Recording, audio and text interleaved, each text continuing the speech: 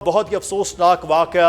और पाकिस्तान की एक जानिब हम देखते हैं मुसलसल मुख्तलिफ महाजों पर तरक्की, हम मई से लेकर 2024 और आज के दिन तक, लेकिन इस किस्म की जब बुज़दिलाना कार्रवाई होती है क्या किया जाएगा फिर? जी Mudassir, thank you very much, बहुत शुक्रिया आपके इनवाइट का।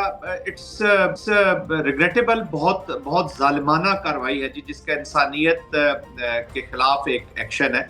ये किसी मजहब के खिलाफ या किसी एक मुल्क के खिलाफ नहीं, ये इंसानियत के खिलाफ ये कार्रवाई हुई है। It is nothing to do with Islam, it is nothing to do with religion, किसी सेक्ट के साथ नहीं है। ये सिर्फ और सिर्फ एक गैर इंसानी जो रवैया है जो पनप चुका है एक टेररिस्ट के अंदर, और ये टेररिस्ट जो है उसको इस्तेमाल किया जा रहा है उन वो फोर्सेस जो इनके पीछे हैं, जो प्रॉक्सी स्पॉन्सर कर रही हैं, जो इनको सपोर्ट अबेट कर रहे हैं और जो पूरा फायदा उठा रहे हैं इस इकोनॉमिक्स के साथ जो टेररिज्म के साथ जुड़ी हुई है। तो ये कोई न मसलक की जंग है न रिलीजन की जंग है, ये बस जंग पाकिस्तान को कमजोर करने की है। और जो इकोनॉमिक्स है या जो फायदा है टेररिज्म का या जो वॉर की जो इकॉनमी है उससे जुड़े रहने का, और अनफॉर्चुनेटली अफगानिस्तान की ये जो सरजमीन है वो इस्तेमाल हो रही है। आई थिंक आपने अपने इंट्रो में बड़ा, वो कहते हैं ना, दरिया को कूजे में बंद कर दिया Mudassir. National response, national response and national response. ये अब कहें कि जी टेररिस्ट है, टेररिस्ट आप मार लिए। देखिए अभी बलूचिस्तान में वाकयात हुए, उन्होंने सिविलियंस को भी शहीद किया और ज्यादातर नुकसान उन्होंने बलूचिस्तान का ही किया। कहीं पुल उड़ा रहे हैं, कहीं वो मसाजिद को उड़ा रहे हैं, कहीं वो पुलिस लाइन को तबाह कर दिया, डीसी का ऑफिस, क्योंकि डीसी के ऑफिस से आजकल उनकी हो रही है तरक्कियाती फंड्स वहां से जारी हो रहे हैं, स्कूल्स, पुल उड़ा दिए हैं। अभी वहां से तो फौज ने नहीं गुजरना, वहां तो सिविलियन बलूचिस्तान के लोग गुजरेंगे। तो अनफॉर्चुनेटली ये नुकसान वहां पे बलूचिस्तान का, यहाँ पे खैबर पख्तूनख्वा में खैबर पख्तूनख्वा का, और ये रॉ के तौर पर इनको यूज कर रहे हैं। देखिए जो मिलिट्री ऑपरेशंस है, जो सिक्योरिटी है, उसको तो टेररिस्ट को तो ये लड़ देंगे। टेररिज्म हमेशा बात करता है कि it has to be a social prong. अब मैं एक छोटी सी एग्जांपल आपको मैं देता हूँ। सॉरी, पॉलिटिकल और नेशनल प्रॉन्ग जो है, सोशल प्रॉन्ग, वो कलेक्टिव जाना हो। अभी सोशल मीडिया पे है, सोशल मीडिया पे रेडिकलाइजेशन भी हो रही है, यहाँ पे रिक्रूटमेंट भी हो रही है, सबवर्जन के लिए भी इस्तेमाल हो रहा है। इसको किससे रोकना है, किससे चेक करना है? Here comes the governance. पूरा एक एक गवर्नमेंट का रोल आ जाता है, whole of a nation approach का रोल आ जाता है। 2 दिन पहले हमने तस्वीर देखी जब चीफ मिनिस्टर खैबर पख्तूनख्वा अफरीदी साहब और कोर कमांडर जनरल बुखारी, वो एक कैप्टन अब्बास के शहीद के जनाजे को दोनों ने कंधा दिया होता। तो दैट सपोर्ट इज रिक्वायर्ड। वो बहुत बड़ा मैसेज था। ये पॉलिटिक्स से ऊपर जाके, पॉलिटिकल पोलराइजेशन से निकलकर, और इदारों को चाहिए कि अपनी जो चीजें हैं वो जो उनका काम है वो अपने हमें दोनों साइड से जो है वो एक थ्रेट भी है। जैसे आप कह रहे हैं दोनों साइड, मुल्क के अंदर दोनों साइड से थ्रेट है। एक मशरकी सरहद है, एक मगरबी सरहद है। मगरबी सरहद से हमने देखा है मुसलसल जो है भारत की वो कोशिश वो बार बार ये कर रहा है कि पाकिस्तान में दहशतगर्दी की जो कार्रवाइयाँ उसको बढ़ावा दिया जाए। उसमें टीटीपी भी, उसमें टीटीए की भी बहुत सारी जिम्मेदारियां जो शायद वो भी अदा वो नहीं कर रहे। लेकिन यहाँ सवाल ये है कि हम ये देख रहे हैं पाकिस्तान इकनॉमिकली जो है वो बहुत स्लो है, लेकिन बेहतरी आ रही है। पाकिस्तान के ये मई के जंग के बाद पाकिस्तान की सूरत हाल बहुत बेहतर इंटरनेशनली हमने ये देखा है, रिकग्निशन है। अब इसको सबूताज करना कि पाकिस्तान में इंसर्जेंसी की सूरत हाल है, ये पोर्ट्रे करना, इसको कैसे काउंटर किया जाए? सफारती सतह पर पाकिस्तान की इकनॉमिक जो बेहतर सूरत हाल होती हुई है, इस पे अब 2 प्रेसिडेंट बैक टू बैक आपने देखा पाकिस्तान में आई, एक बड़ी कामयाबी। उसके बाद इस किस्म के वाकयात का होना।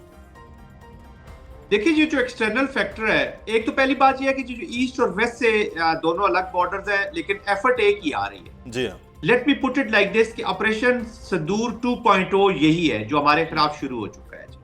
This is operation Sindoor 2.0, let there be no doubt. ये कोई इंसिडेंट ऑफ वायलेंस नहीं है कि पहले भी चले जी, पास्ट में भी होते थे। पास्ट के वायलेंस के इंसिडेंट्स वर डिफरेंट। आज का जो इंसिडेंट है ये वॉर का हिस्सा बन चुका है। तो इसका इंसिडेंट के सिर्फ रिस्पांस नहीं जाना टेक्निकल लेवल पे, इसका आपने जिस तरफ अभी इशारा किया कि ये ऑपरेशनल स्ट्रेटेजिक लेवल पे रिस्पांस जाना है टू बोथ द स्टेट्स जो इनको हमारी तरफ भेज रहे हैं, टू अफगानिस्तान एंड इंडिया। तो वो ऑफ कोर्स स्ट्रेटेजिक लेवल पे वो रिस्पॉन्सेज जाएंगे और हमारी डिप्लोमेसी को अब ये चीजें लेकर जानी होंगी। अब चाइना की मैं आपको मिसाल देता हूँ कि चाइनीज को ताजिकिस्तान में भी टारगेट, जो एक्सटर्नल ड्राइवर्स हैं इस वॉर जो हमारे अगेंस्ट छेड़ी गई है, इसमें one of the major factor is this CPEC and Chinese investment BRI।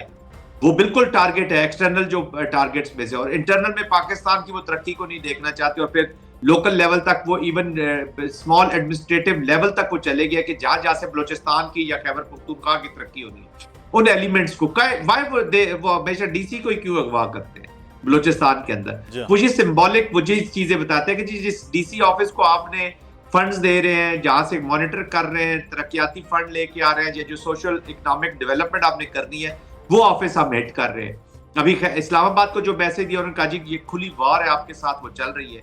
अब ये ISIS हो, ISKP हो, IMU हो, जो भी हो, ये अफगानिस्तान के अंदर अब एक कंसोर्शियम डेवलप हो चुका है जी, जिसको तहरीके तालिबान अफगानिस्तान इसलिए सपोर्ट कर रही है कि फ्रिक्शन उनको चाहिए, उनकी नेसेसिटी है, लड़ाई उनकी नेसेसिटी है to stay in power, stay connected with this terrorism economy, ताकि ये पैसा, इलीगल स्पेक्ट्रम का पैसा जो पावर में बैठे हुए हैं, क्योंकि ना डेमोक्रेसी लेकिन उसका जो है वो सीधा सीधा नुकसान जो है वो पाकिस्तान को किसी न किसी सूरत में दिया जाता है। जल्द सब साथ रहिएगा।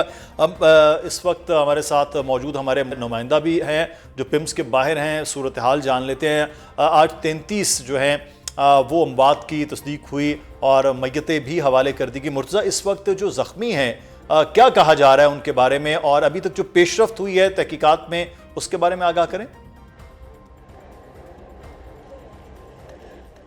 आज बिल्कुल मुदस्सिर साहब, आप ये कह सकते हैं कि कोई 65 के करीब जो ज़ख्मी हैं उनको हॉस्पिटल से डिस्चार्ज कर दिया गया है, और अभी मजमूई तौर पर जो ज़ेर इलाज हैं उनकी तादाद 97 है, जिनमें से कोई 64 मरीज़ जो हैं वो इस वक्त पिम्स अस्पताल में ज़ेर इलाज हैं, और उनमें से भी 20 की हालत जो है वो तशवीशनाक है। जबकि हमारे पास जो दूसरा हॉस्पिटल पॉलीक्लिनिक है वहाँ पर 19 मरीज़ लाए गए थे, और उनमें से इस वक्त 13 ज़ेर इलाज है, जिनमें से जो 3 की हालत है वो तशवीशनाक है। और इसी तरह जो रावलपिंडी वाला बेनज़ीर हॉस्पिटल है वहाँ पर भी एक जो मरीज़ हैं वो क्रिटिकल बताए जा रहे हैं। दूसरी तरफ आपने देख ही लिया कि जो आज कल मोहसिन नकवी ने यह कहा था कि 72 घंटों के अंदर अंदर जो भी इनमें मुलविस होंगे उनको सामने लेकर आ जाएंगे, लेकिन 24 घंटों के अंदर ही एक बड़ी कामयाबी मिली है और 4 बड़ी गिरफ्तारियां जो हैं वो सामने आ चुकी हैं। इसी तरह इस्लामाबाद के अंदर भी जो सिक्योरिटी है उसको हाई अलर्ट किया गया। इससे पहले हम देख रहे थे कि नाकों के ऊपर ज़्यादा सख्त चेकिंग नहीं की जा रही थी, लेकिन हर नाके के ऊपर भी चेकिंग को सख्त किया गया और